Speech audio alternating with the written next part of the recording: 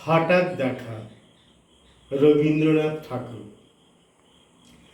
রেলগাড়ির কামরায় হঠাৎ দেখা, ভাবিনি সম্ভব হবে কোনোদিন। আগেওকে বারবার দেখেছি লাল রঙের শাড়িতে ডালিম ফুলের মতো রাঙা। আজ পড়েছে কালো রেশমের কাপড়, আঁচল তুলেছে মাথায় দোলন চাঁপার মতো চিকন গৌর মুখখানি ঘিরে। মনে হলো কালো রঙের একটা গভীর দূরত্ব ঘনিয়ে নিয়েছে নিজের চারদিকে, যে দূরত্ব সর্ষে ক্ষেতের শেষ সীমানায় শালবনের নীলাঞ্জনে। থমকে গেল আমার সমস্ত মনটা। চেনা লোককে দেখলেন অচেনার গাম্ভীর্যে। হঠাৎ খবরের কাগজ ফেলে দিয়ে আমায় করলে নমস্কার। সমাজবিধির পথ গেল খুলে, আলাপ করলেন শুরু। কেমন আছো, কেমন চলছে সংসার ইত্যাদি। সে রইল জানলার বাইরের দিকে চেয়ে, যেন কাছের দিনের ছোঁয়াচ পার হওয়া চাহনিতে।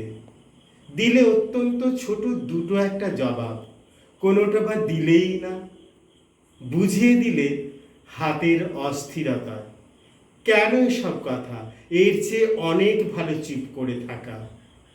আমি ছিলেন অন্য বেঞ্চিতে ওর সাথীদের সঙ্গে।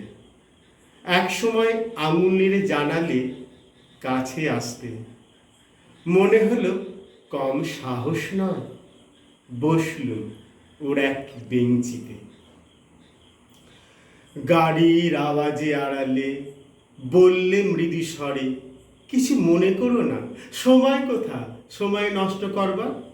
আমাকে নামতে হবে পরের স্টেশনে। দূরে যাবে তুমি, দেখা হবে না কোনো দিনই। তাই যে প্রশ্নটার জবাব এতকাল থেমে আছে শুনবো তোমার মুখে, সত্য করে বলবে তো? আমি বললেন বলবো। বাইরের আকাশের দিকে তাকিয়ে শুধল, আমাদের গেছে যেদিন একেবারেই কি গেছে, কিছুই কি নেই বাকি।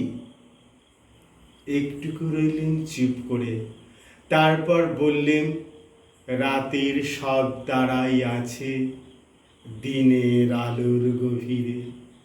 খটকা লাগলো, কি বানিয়ে বললেন নাকি? ও বললে থাক, এখন যাও ওদিকে।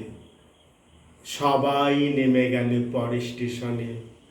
আমি চললেন একা।